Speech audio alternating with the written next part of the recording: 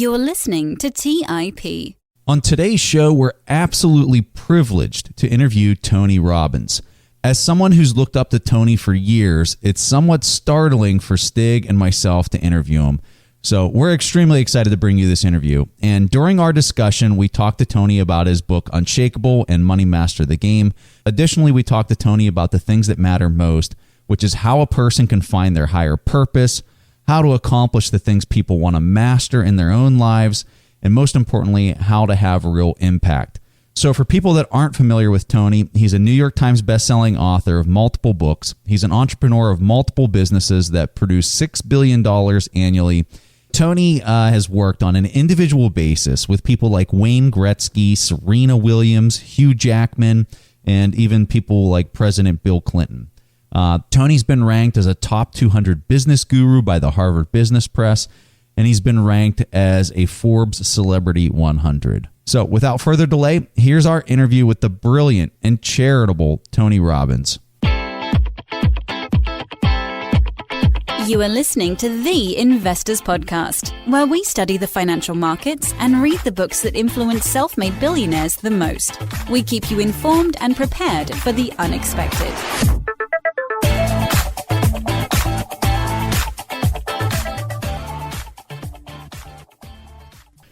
All right, so like we said in the introduction, we are super pumped to be here with the one and only Tony Robbins, #1 New York Times bestseller across multiple books. Stig and I, we're a little bit shell-shocked right now, but Tony, welcome to the Investors Podcast. We are thrilled to have you here. Gosh, I'm thrilled to meet you both. I know you guys have the #1 podcast of its nature in the world, so I feel honored to be here, and thank you for your kind words. Thanks, Tony.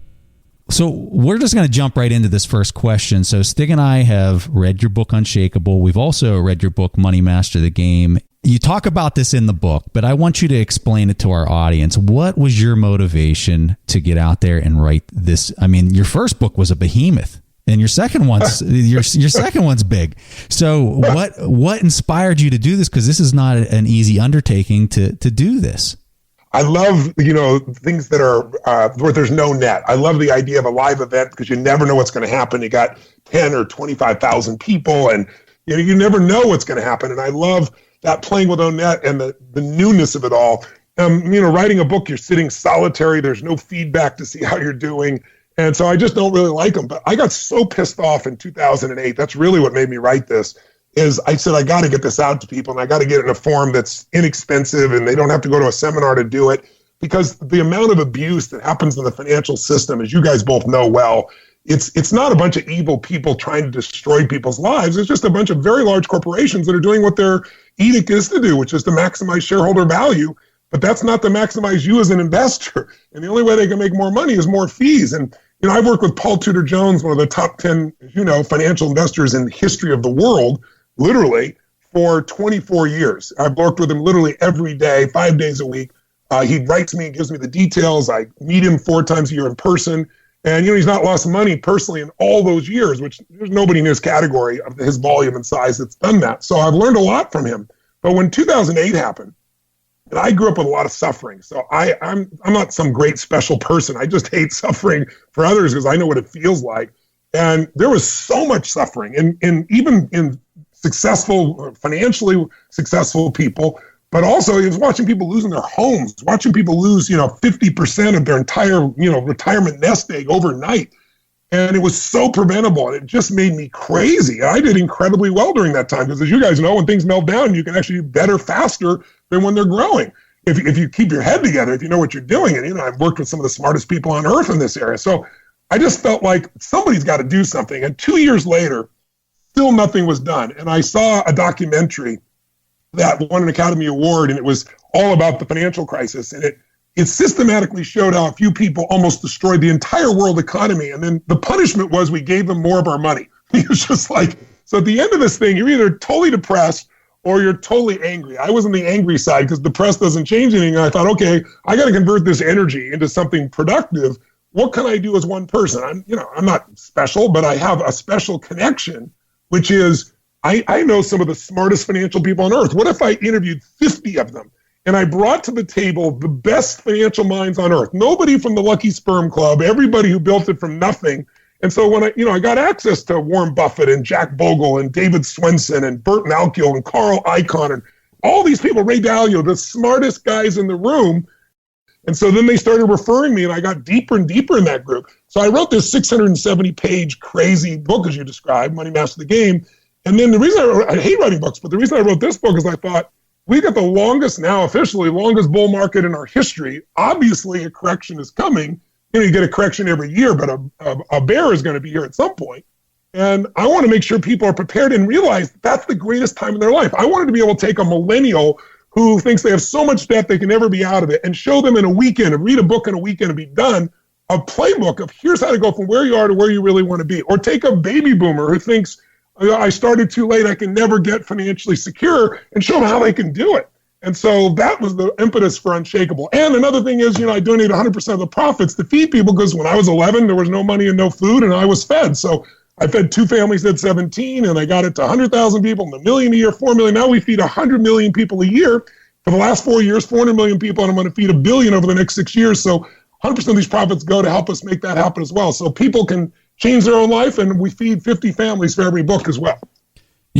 Tony, my favorite part about your entire response there is right at the end, and it's for multiple reasons, not just the impact, which is somewhat mind-boggling to think that you are going to be able to feed 1 billion people. But I think for the person that's listening to this, kind of wondering about the information they're about to receive, when a person says that they give all the proceeds of the book away to a charity, you don't have you are incentivized to tell the truth. You're incentivized to provide the best information you can provide.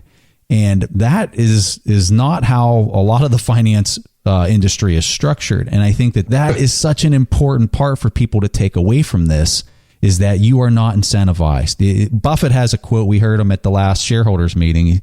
He said, you show me the incentive and I can show you the action or the reaction. I'll tell you what, your incentives for this are really in the right place. And let me just throw this out there, and I'm sorry to be talking so much because we want to hear from you, but feedamerica.org/Tony Robbins.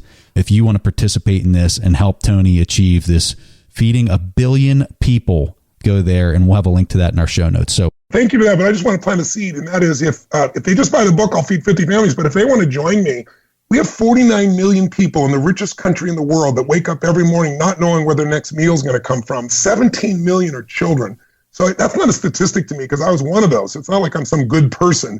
It's just I've suffered enough that I don't want anybody else to suffer. But if you donate $100 or you donate $1 million, up to $4 million I match every year. So there's no limit other than $4 million. So you can put $10 in and I'll match it and you'll double your impact, or you can put no money in and just get the book and I'll feed 50 families. But I hope people who care about this issue, not everybody does, but they do, double your impact and join me in this, and I'll match you on whatever you do. Tony, I really love how you include yourself and your own story in your response there, because it is no secret for those of us who have been following your career that financially you have the deck stacked against you in your early life. Talk to us about how your life were in the early years, and then what has happened since. I know there's been quite a few things has happened since, but your personal journey to where you are today, in your own words, how did this happen? I always tell people most of us overestimate what we can do in a year, and then we're disappointed. But we underestimate what we can do in a decade of growth, or in my case, 4 decades of growth, right? So there have been a lot of stages along the way, but I grew up in a family where I had an incredible mother. She loved me completely. I have a younger brother, younger sister, 5 and 7 years younger. So I was kind of the adult in the room, and my mom was a good human being, but a troubled lady, and she abused alcohol and prescription drugs. And she got a little crazy. So she would, smash my head against the wall till I bled. She would pour liquid soap down my throat because she thought I was lying, and till I threw up, and I wasn't lying. And so when somebody you love is trying to harm you and yet you still know they love you, it messes with your head a little bit. But I finally figured out I needed to become a practical psychologist. I need to be able to predict her moods and change them. I need to understand what was driving her. And so much of who I am came, I often say that if my mother had been the woman I'd hoped she was, I wouldn't be the man I'm proud to be. And so I'm truly grateful to her, because she did the best she could do, and she really did love me. But she had huge problems, and I had to learn to separate people's behavior from who they are. because otherwise I'd go crazy. And so that helps me today. When somebody behaves insanely, meanly, harshly, I know that that's not their soul, their spirit, that's their behavior. And so that helped me to be able to help other people. I think along the way, I learned that if I could keep learning, if I could become a learning machine, that any problem I could solve, any problem I had, if I could solve it for me, I could solve it for tens of thousands, hundreds of thousands, eventually tens of millions of people. And so my path has been really just constant growth. I took a speed reading course when I was 17, and I said, leaders are readers. I want to compress decades into days. If I can take 30 years of a guy's life and I can compress it down to the most important insights, I could save a whole lot of time and serve a lot of people, including myself. And so I didn't read a book a day, but in 7 years, I read 700 books in the area of human development, psychology, physiology. And pretty soon, you recognize that everything is a pattern. As your financial orientation, it's all pattern recognition, pattern utilization. If you're really smart, pattern creation. That's what makes somebody brilliant in any field, and certainly in finance.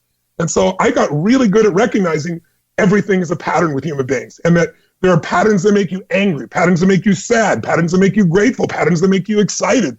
And if you think it's you, it's hard to change you. But if you realize there's this pattern, you can change anything. And once I understood that, my capacity grew.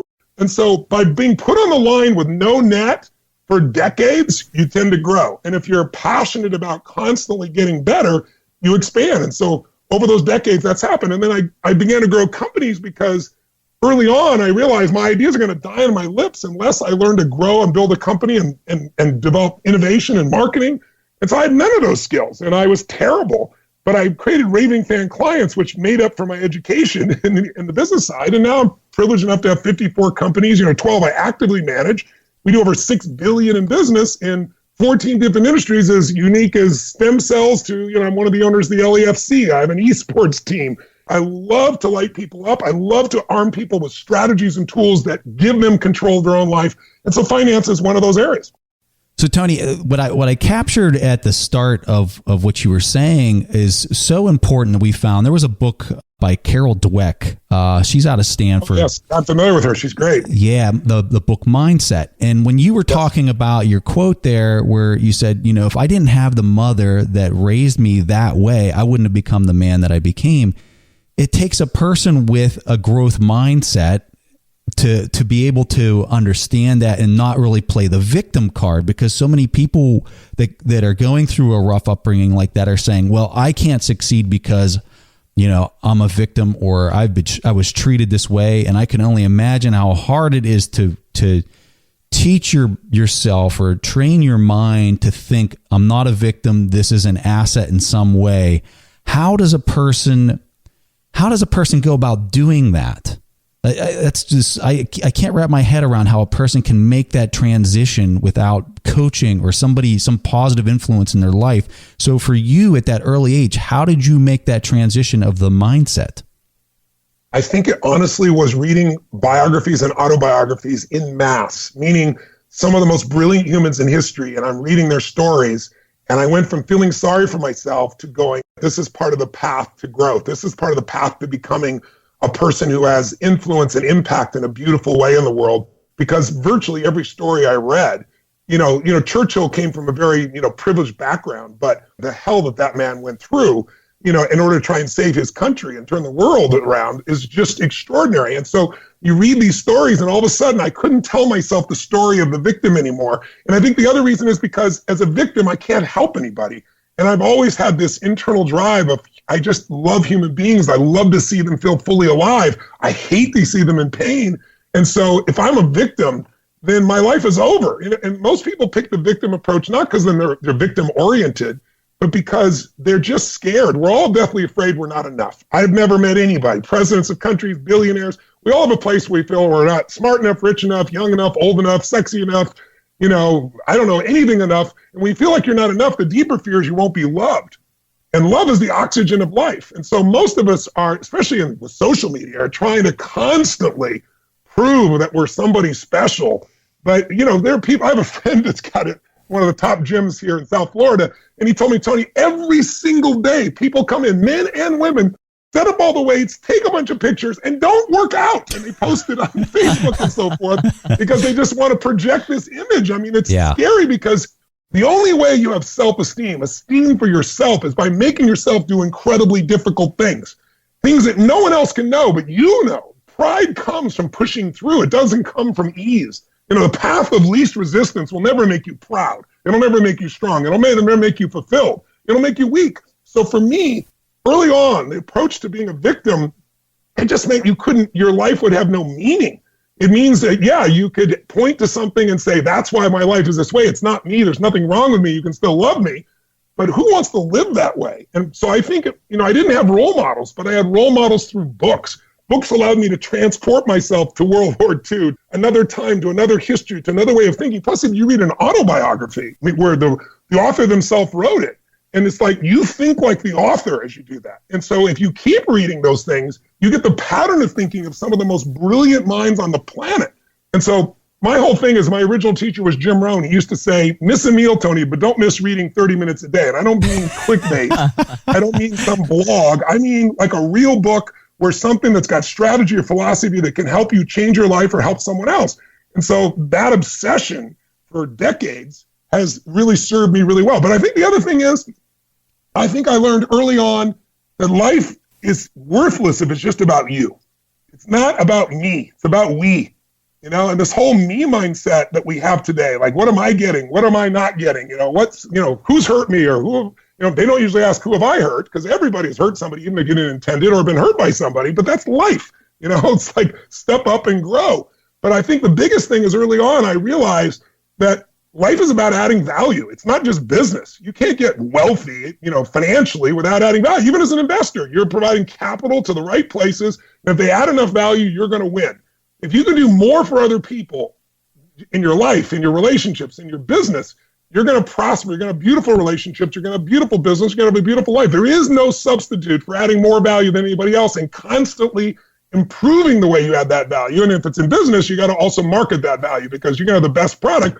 But if you don't get it out to people where they want it, it dies on your lips. And so I think it's a combination of those things that help to shape me. So, Tony, we actually invited you here on the Investors Podcast to talk about your new book, Unshakeable. And it seems like we're talking about everything aside from that. So sorry about it. And here's another question that's not about the book. With your knowledge, with your extensive set of skills, and with everything that you have experienced, if you had to go back and give a piece of advice and do that to yourself whenever you were 20, 30, 40, and 50, respectively. And here's the kicker. It has to be the same advice. So regardless of where we are in life, and regardless of the age we are, what would it be? That's a great question. It's an interesting question. I wouldn't necessarily think that at every age it's the same advice, but sometimes repetition is the mother of skill. If I had one piece, it's add more value. I mean, it's my mantra. It's my obsession. It's like, how can I do more for others? And that's not just because I'm a good person or something. I think I am a good human being, but it's really because that's the only thing that's fulfilling. And what makes you fulfilled is growing and giving. If you're not growing, I don't care how many trophies you have. I don't care how many millions of people love you. I don't care how much money you got, or how many Academy Awards you have, or whatever your way of measuring is. You're not going to be happy.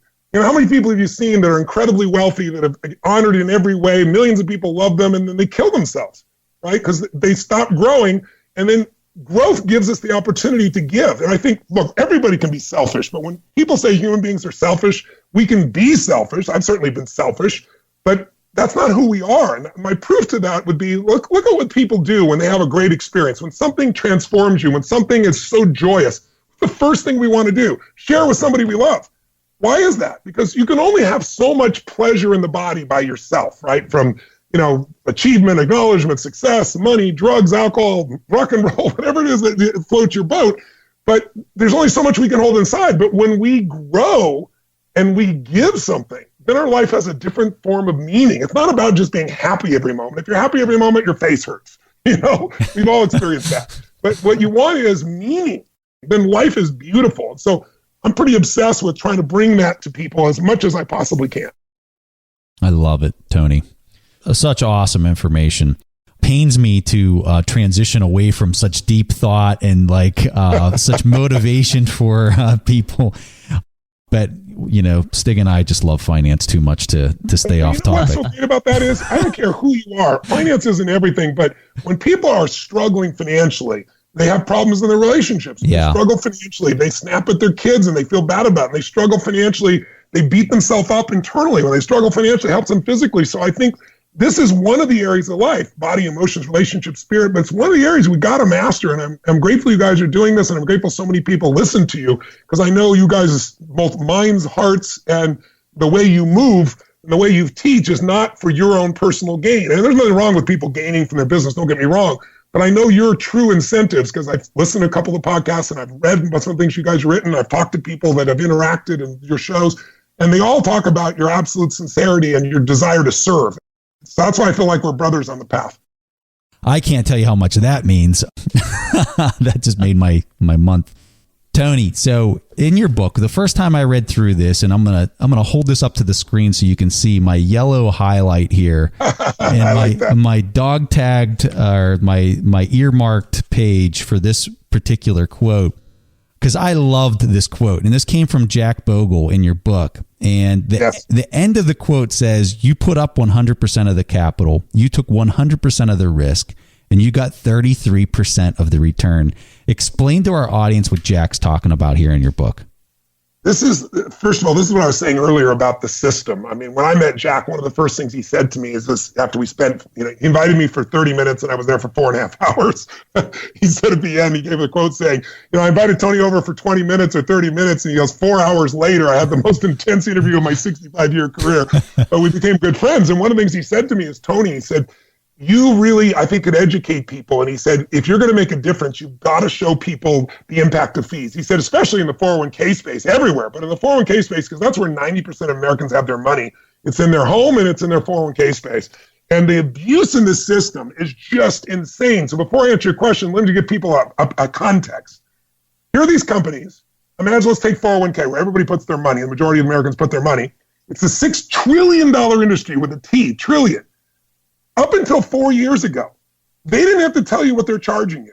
What industry on the face of the earth can take your money without telling you what it is and you'd accept it? And as a result of that, 71% of Americans still think their 401k has no fees. There's no bigger lie on the planet. And so 4.5 years ago, almost 5 years ago, the Department of Labor changed the rule and said, you have to show people what they're being charged. It's just like exciting. But how did the industry respond? They're not going to give up this cash flow. So they come up with 30 to 50 page disclosure documents that if you got a PhD in finance, maybe after 4 hours you can find all the hidden fees, which are usually about 17 of them. Forbes put out an article that shows the average person in their 401k is paying 3.25%. They'll get Vanguard and they'll charge you 2.5 points hidden inside there. Management fees, they call it. Vanguard you can get for 5 basis points, 0.05% for those that don't understand what I'm talking about. That's like, do you want to buy a Honda Accord for $30,000, or would you rather pay $800,000 for the same car? There are people living next door to each other paying thousands % more than the person next door for the same product. So you can solve this if you wake up. So here's what Jack was explaining. The average fees, Jack went really conservative. He said, what if the average fees are only 2.5%? He goes, I know they're more. But let's be super conservative.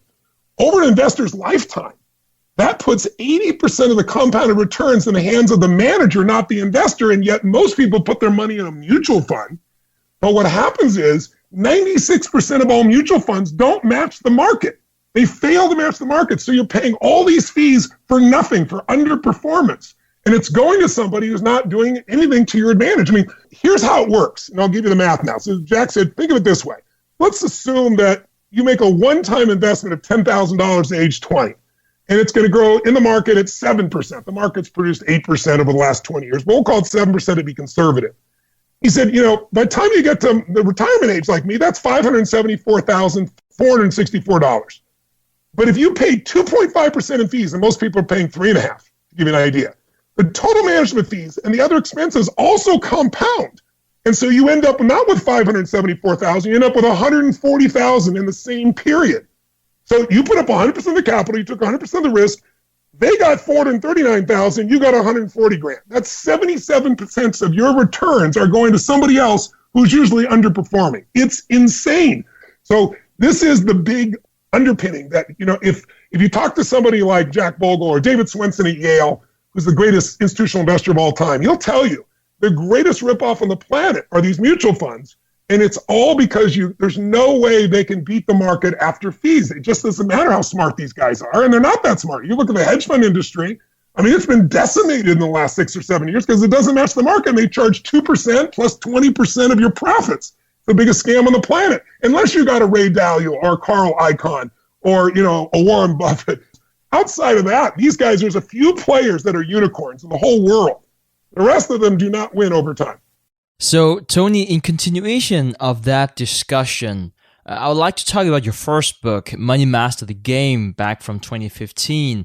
One of the key concepts that Preston and I took away from that book was Ray Dalio's all-weather portfolio mix. You talk about how stocks were only one among several asset classes. Now, in Unshakeable, the main focus is on stocks, even though that you also briefly mention other asset classes and how you can mix that into your portfolio. But regardless, what has changed, if anything, in the markets? And say that you're a real estate investor, then you do not follow the market like on a day-to-day or even a year-by-year basis, but you just want a passive approach. What should you do? I just interviewed Ray Dalio again yesterday. Ray's a dear friend now. And for people who don't know Ray, I think most of your audience probably does. He's the most, you think about investors, he's one of the most successful investors in the history of the world. He's the most successful hedge fund investor in the history of the world, returned more capital to investors than anyone alive. So pretty brilliant man. And he just wrote a book that your audience would probably enjoy. And if they go to principles.com, he wrote a book called Principles, but he has a new book that is on the market crashes. It's really a template of all the market crashes in the last 100 years. And he shows how he navigated in 2008 and so many other times successfully when everybody else was decimated.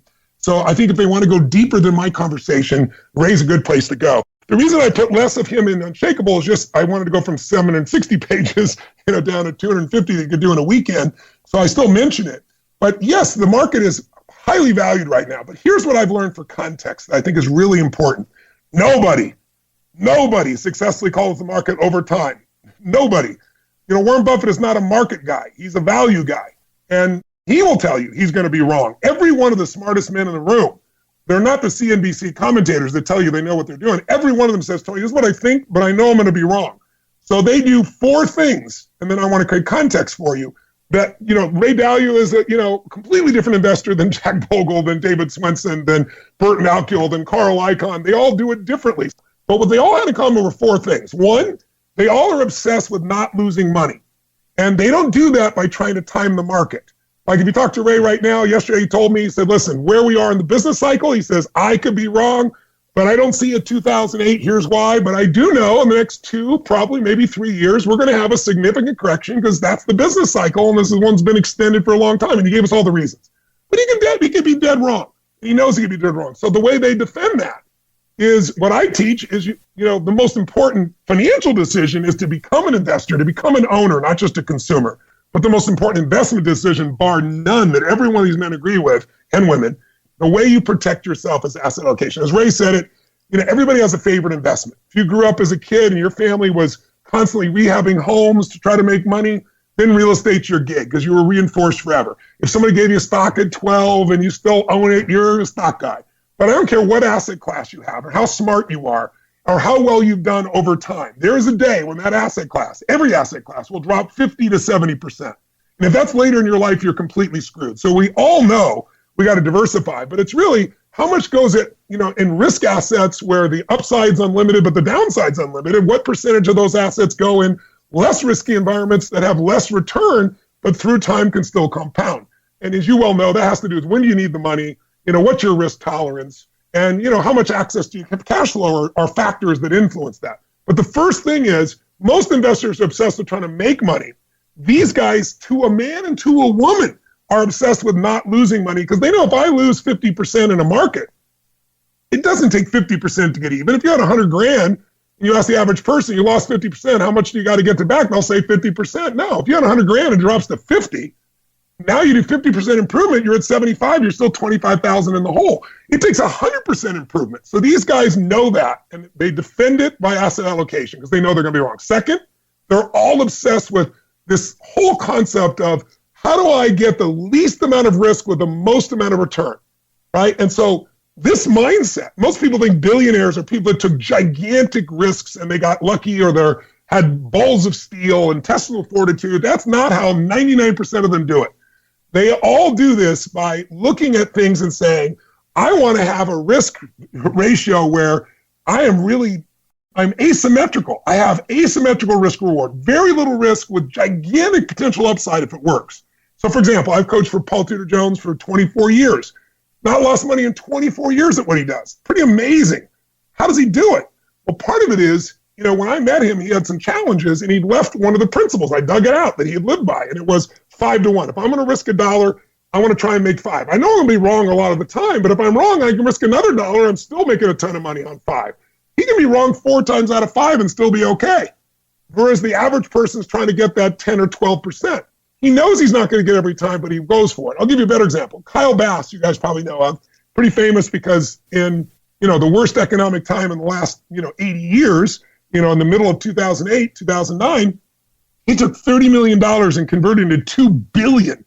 How did he do it? Well, he bet against real estate. Everybody thought real estate's going to go up forever. He bet against it. But here's the brilliant part.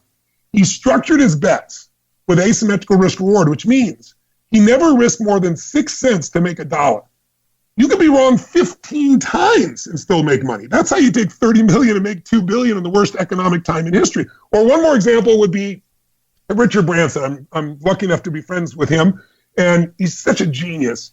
But if you look at Richard, this is a guy everybody thinks huge risk taker, and he is with his life. I mean, I was 4 or 5 months ago, I almost died in a bicycle accident. He's gone balloon accidents, boat accidents. He puts his life on the line, but he never does that investing. His whole thing is, what's the downside? That's where he starts. He doesn't want to lose money, and he's obsessed with asymmetrical risk reward. And so when he was starting Virgin, big risky thing. You're going to take on one of the biggest British airlines and you're going to buy 10 Boeing jets. So what he did was he negotiated for 1 full year with Boeing until he got them to agree that if he did not make it in business in the first 3 years, he could give all the planes back with no economic loss to himself. So look at this. No downside, 100% upside. Well, that makes your business a lot more comfortable to run than where most people do. Third thing they all agree on is they really want to make sure they're tax efficient because they know it's not the dollars you earn, it's the dollars you keep. So I train all the people that work with me. Tell me what it really is after taxes and after all fees. That's all that really matters, the spendable dollars. You guys know compounding. You take $1 and you double it for 20 times, $1, $2, $4, $8, it becomes $1,028,000. But if you just pay 33% in tax each year, most people you say, well, what would that be? If 33% tax, and I end up with $1,048,000 was the number, what will I end up with? And people go, well, let's see, 33% tax, well, 33% of, million is 700,000. So you're probably, you're going to still, you lose 33,000, you're going to have 700,000. No, with compounding, you compound the cost. So you end up with $28,000 instead of $1,048,000. If you're just paying 33% tax. So these guys don't start with tax. Starting to invest based on taxes is stupid. That's not investing. You're getting involved in a scam. But if you found a good investment, believe you're not going to lose money and you're diversified enough, you've got the right asset allocation, and you've got some asymmetrical risk reward, now you want to keep as much as you can. And so they focus on all the ways to do that. And then finally, the fourth one is really one we all know. It's diversification, but they're obsessed with it. They want to diversify, obviously, amongst assets. They don't fall in that trap of, I love real estate, I love stocks. They have to diversify because they know they're going to be wrong. But they diversify across assets, nothing in just real estate or just some, but they also diversify within assets. I don't have one piece of real estate that I put everything in, obviously. They diversify across countries, and they diversify across time. Because you're going to have some timing that's going to be off. But if you diversify in all those ways, even in the lost decade, remember, where the S&P was basically flat for 10 years, if you diversified across indexes across multiple countries, and if you dollar cost average your investments as an example, just those two diversifications across time and across location, you made an average of 7% compounded through time, even in the lost decade. So there's always a way to win if you understand these dynamics. And all these people are different, but these 4 things are in common. Don't lose money, asset allocation. Make sure you look for as much asymmetrical risk reward as possible. Be tax efficient so you keep more dollars and diversify your tail off. Those 4 things are the things they all had in common. And perhaps, Tony, if we can add a 5th point to this list, we could talk about biases.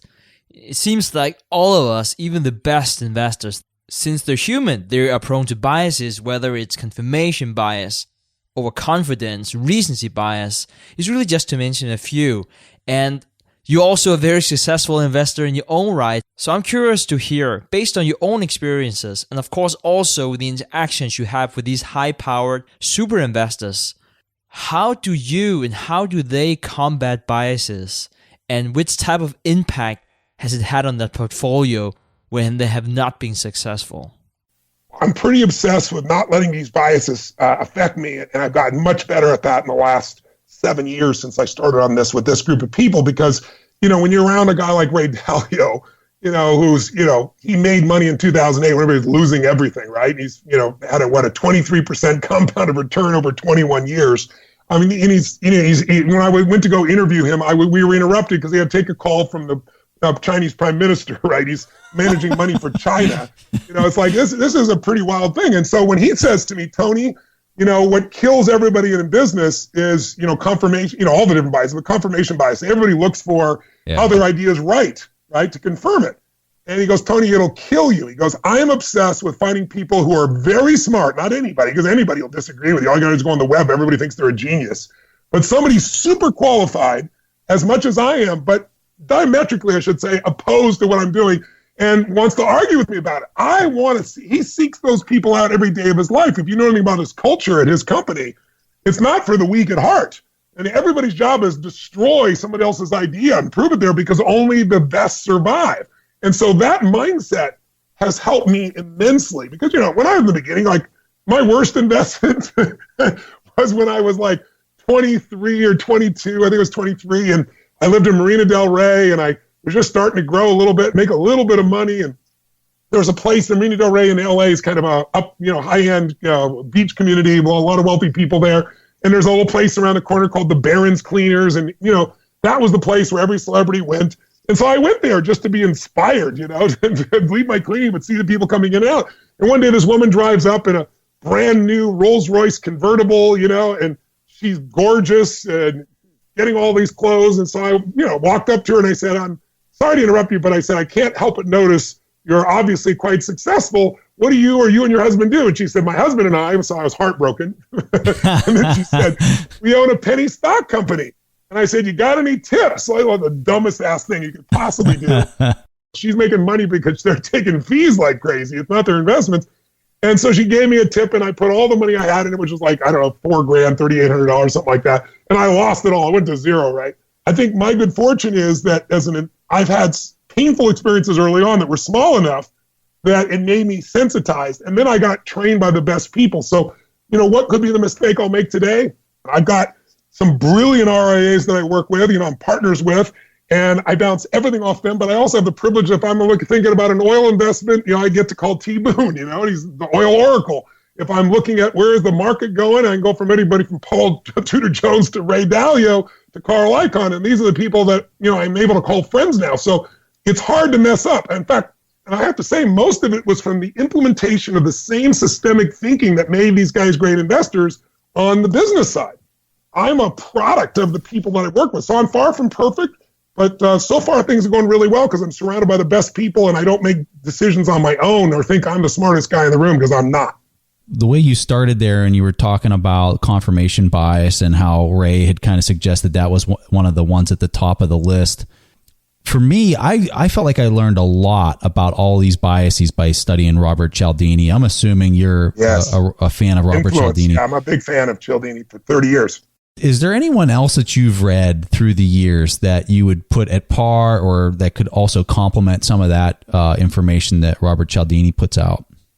Oh, there's so many books that, like that, the nudge type books and so forth, that will also give you additional tools. But I don't think there's anybody in his class. I interviewed him, I think it was 35 years ago for the first time when he first was, at Arizona speaking and, and teaching these principles.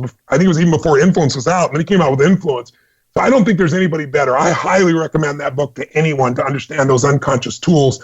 But I also think more of his focus is understanding the unconscious tools that trigger you to feel like you're forced to do something. Social proof, reciprocation, all those things. I think it's really important for you to study the best investors, and you guys interview them, so you guys are a great source of it. In Money Master the Game, I did 10 of those interviews with some of the best in the world, because what you start seeing are patterns that not only what not to do, that's part of it, but also what to do. And I think you need both. You need the guardrail so you don't go off the cliff. You also don't need where to steer. I learned to become a racer when I was in my 20s and, went to racing school. And I'll never forget, I went to Laguna Seca, not far from you guys are. And I got with this driver, who's one of the best in the world, and became a good friend. He goes, I'm going to show you what a car can do. And he sticks me in this car. And, if you go to Laguna Seca, there's this area where you go, it's corkscrew. You go straight at a wall and go around it. And we're going 165 miles an hour straight at a wall. And he showed me what a car could do. At the end, he goes, you know what? In 4 days, you're going to do that too. And I was like, dude, this is insane. He goes, Tony, we're not going to have you do that corkscrew on your own. I'm going to be beside you, and we're going to put you in a spin car. And there's a great metaphor. He goes, if you're going to be a great driver, I don't care if you're the best driver on earth, there's going to be a situation out of your control. There's going to be somebody whose car breaks up in front of you, or their tire is going to go through, towards your windshield, or there's going to be oil on the track you can't see in a wet environment. He's going to say, so the most important skill in racing is coming out of a spin. And as he's speaking, I'm thinking that's the best metaphor for life, because everyone does well when it's going well. What do you do when you're in a spin, when things aren't working, when you can crash? And he goes, all you got to remember is we're going to be in a car. You're going to drive at 120 miles an hour, and you're going to find out how much concentration that really takes. People think, drivers aren't athletes. They are. You're sweating just from the concentration. And your muscles are flexed, everything's going. He goes, the minute you lose certainty or lose focus, he goes, everybody does. I got 4 buttons on the right here, and I'm going to touch one of those buttons, and it'll lift up one of these 4 wheels, and we're going to spin out of control in that direction. He goes, now, here's what you got to do. He goes, everything in you is going to want to look at the wall, because A, if we hit the wall, minimum there's going to be damage you're going to have to pay for, and really bad, we die. And he goes, and I'm not in control, you are. So he said, you're going to have to really focus. But here's the key. Come out of a spin. Focus on where you want to go. Don't focus on what you're afraid of. And I thought to myself, no problem, right? But then I'm going 125 miles an hour at a wall, and all of a sudden I lose a little bit of concentration. He pushes that button, we're spinning out of the wall, and what do? I immediately look at the wall, because wherever you look is where you steer. Now, he's going to save both our lives. So he physically grabs my head and shoves it to the left where we need to turn. Well, I'm fighting him because I want to see the death happen, right? It's like, and so, but because he keeps shoving my head, I steer to the left. Where my head goes is where you steer. And now you're doing the right thing, but you don't get immediately rewarded. That's the problem in life. You ate like a pig for 30 years. You dieted for 5 days. How come I didn't lose more weight? Well, dude, you haven't done this very long, right? And so you're still heading to the wall. So your gut wants to look at it. But he held my head, and sure enough, the final seconds, I'm thinking it's 2 inches from the wall. It's, like more like 10 feet. And my heart's beating at him. He goes, did you get it? I go, I got it. I didn't get squat. It took 12 times for me to learn to just train myself to look away. Now, here's why I tell you the story. Here's my question. If you focus on what you want, are you guaranteed to get it? No. No. But if you focus on the wall, are you guaranteed to hit the wall? Pretty high probability. Yeah. So what we have to train ourselves to do is focus on what it is we really want as investors, as human beings, and not focus on what we're afraid of. And not because we're guaranteed success, but because we're guaranteed failure if you focus on what you don't want. Yeah. Tony, what a story. Man, it just gives you such a visual on how you can apply that to so many different things that are going on in your life. So I really appreciated that story. Of course. Thank you for your time, sir. Seriously. Thank you, guys. I've really enjoyed our time together. Thank you for your time. I know your time is extremely valuable, and we just want to give you an opportunity to give a handoff to anything that you want to talk about that's your passion. Well, my biggest passion is feeding people. So I think if people listening in, we've already mentioned it, if you'll pick up this book for yourself, I think you'll find great value for you. I know you will, but also we'll feed 50 families. And once again, if you care about this personally and you want to donate $10, $100, $1 million, up to $4 million, I'll match it. If you go to feedingamerica.org/ I believe it's Tony Robbins, and we can help feed some people together. I'm also doing an X Prize because I want to feed a billion people sustainably around the world. And so we're bringing some of the smartest minds together and putting together a $15 or $20 million prize. We're still refining it in that area. And then, if you care about other subjects, there's a great group of people that I work with. Slavery and human trafficking is with more people enslaved today than any time in human history. A smaller percentage of the population, but more people. And it makes me insane. If it was your daughter, what would you do? So I work with a group called Underground Railroad, which is former FBI, SEAL Team 6, and CIA members that go into different countries and train the police how to capture these guys. I've actually gone on these undercover with them, and it is mind-boggling what can be done. So Whether you care about slavery or food or anything, find something that you really care about and make that donation, because I can tell you, I don't know anybody. I interviewed Sir John Templeton about this many times, and he said this to me. He goes, I've never met anybody that's tithed. You doesn't have to be religious, who's taken 10% of their income and given it away over a decade, who hasn't become incredibly abundant financially. And I think that most people, when they hear about donations or things like this, or philanthropists, they go, yeah, well, easy for them. Or if you're not willing to give a dime out of a dollar, you're not going to give 100 million out of a billion. I had an experience one day where I was young and I was building my businesses, and once again, overestimating what I could do in the year and frustrated. And it was around midnight. I was driving on this place called the 57 Freeway in Pomona, California, in Southern California, not a nice place at the time. And I was so frustrated. I was asking myself, I was driving at midnight, why am I not succeeding? Why is this not happening? And then all of a sudden I pulled over literally on the side of the freeway, and I used to keep physical hard journals. I still have this journal. And I wrote one sentence on a full page. I wrote, "The secret to living is giving." And then I burst into tears. And I just realized, hey, when I started this business, it was all about serving and helping people. And now I'm frustrated, I'm not succeeding. It's all about me. And I just realized that's why I was so unhappy, and that's why it wasn't going the level I was. And it takes time to build something, And, that started to turn the corner. But about 3 months later, I was still in a tough financial place. I wasn't in a bad psychological place, but I just wasn't resourceful enough yet. And I had, 19, 20, 21 bucks. I think it was around $21. It was all in change and small bills, And I couldn't pay my rent. I'm living in this 400 square foot bachelor apartment in Venice, washing my dishes in the bathtub and eating on this hot plate on top of a trash can. It was terrible. So I went to this place called El Torito because it was a taco bar. You could have tacos and burritos and salad. I think I'm just going to load up on these carbs. And I left my car at home. I walked 3 miles to it. It's not a big walk, but I didn't want to pay for the parking. It's like you only got 21 bucks or 19 bucks, whatever it was. So I go and I load up. I eat like crazy, and I'm looking out. I went there also because there's these yachts that go by, and that was completely more opposite than my lifestyle. Just reminding me there are people doing well, even though you're not, buddy. So you're missing it, something. And so sure enough, I finished the meal, and right as I'm finishing, this gorgeous woman walks in the room. I couldn't help but notice she was just really beautiful. But then I'm waiting to see the guy she's with, and the door behind her that's holding the door is a person half her size. And it's this little boy, and he's probably 8, 9 years old, 3rd or 4th grade, if I remember right. And he's wearing a suit and tie and a little vest, and held the door for his mom and hold out this chair for her and sat down and gave her total presence. Like you could just see he was not distracted. He was there for his mom. And I don't know, something about it just moved me. And so I was on the verge of tears. I don't even know why. It just triggered something in me. And so I went and paid for my meal, whatever it was, $5.95. So I don't know, maybe I had $16, $17 left, whatever it really was at the time. And so I walked up this little boy, and I didn't look at his mom, and I just shook his hand, and I introduced myself, and I said, "What's your name?" And I can't remember now, it's been somebody, I think it was Charlie. And so Charlie, I said, "You're a class act." I said, I saw how you held the door open for your lady here, and how you held the chair for her, and how you're so present with her. And I said, "That's amazing. You're here taking her to lunch." And I said, "Then it's even more impressive." And he goes, "Well, I'm not taking her lunch because, I don't have a job yet." And I said, "Yes, you are taking her lunch." And I had no plan to do this. I just reached in my pocket spontaneously, took out all the money I had on earth, 14, 15, 16 bucks, whatever, and some change, put it on the table in front of him. And he looked up and his eyes got really big and he goes, "I can't accept that." I said, "Yes, you can." He goes, "How come?" I said, "Because I'm bigger than you are." And then I started to laugh and he giggled, and I didn't even look at his mom. I didn't do it for that. I walked out of that room, the restaurant, no car, and I kind of skipped home. I probably looked like a total idiot. But I was high as a kite. And, I should have been like, "What the F did you just do? You don't have any money for your next meal, right?" And that's the way my mind had always been, like scarcity. Yeah. And I went home and I had no fear. I can't even explain it to you. I woke up the next morning. I knew I had no money, and I had no meal.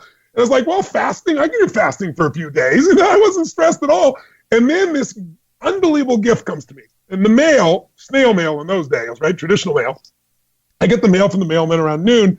Haven't eaten a thing, not worried about it. And I open up all these bills, which is a little depressing. But then I get this personal note. I undo it and read it. And it's this man I loaned $1,000 to 3 years before who was desperate. I didn't have a lot of money, but I loaned it to him. I chased him for 6 months because I needed the money so bad. He wouldn't even return my phone calls. And he writes me this long letter apologizing, saying, "You were there for me when I needed it, and I wasn't there for you, but I am now." And he gave me like $200 of interest. So I had $1,200. In those days, that would have lasted me 3-4 weeks, right? So I'm sitting here reading this letter, crying my eyes out, and just feeling such grace. And I was like, okay, so why did this happen? I don't know why it happened, but here's what I decided. It happened because grace came to me because I did what was right. I didn't do it for a woman's attention. I didn't do it for any reason except it was the right thing to do. I knew in that moment it was the right thing to do. And it was a decision made with no fear. Because, I have a lot of companies now. In the early days, some of these companies were on the verge of bankruptcy during some tough times. I didn't bankrupt any of them, but it was so on the edge. And even in those days, I never went back to this scarcity. I had challenges, but I never had the fear. And so I planted my seeds when I had nothing, and it gave me abundance. And so your listeners, they have something. To teach your brain there's more than enough and put a systemic way of giving back to something you care about. I don't give it's $5 or $10, because I talk about this in the book. Nothing gives you more joy. Nothing changes your biochemistry, because we can measure what happens to you hormonally in your mouth, literally minute by minute these days, than giving. If you buy something for yourself, nothing wrong with that.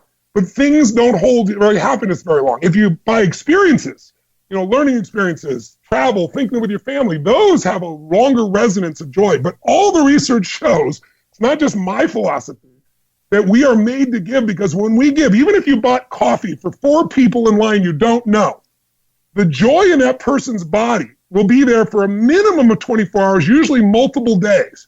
You buy something, there's a hit. Maybe when you get in it, there's another hit. But after some short period of time, it doesn't give you the same hit.